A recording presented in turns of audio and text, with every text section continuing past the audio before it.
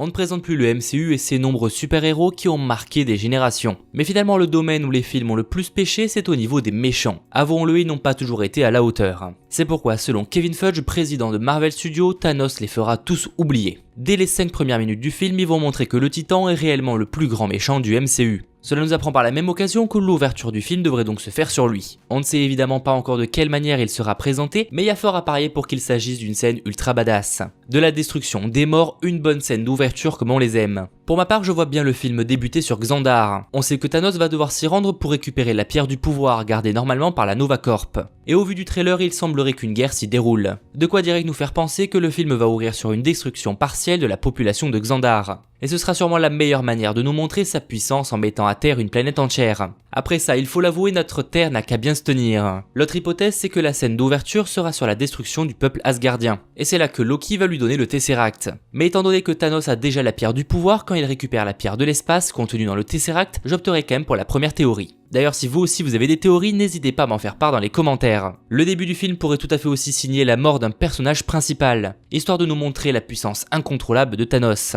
Bref les amis, je ne sais pas si c'est nécessaire de vous dire comme j'attends ce film de ouf, vraiment trop hâte de voir le plus grand méchant de tous les temps. Finalement le plus dur sera de nous proposer des films par la suite avec un méchant toujours plus badass. C'était Mathéo, ciao tout le monde.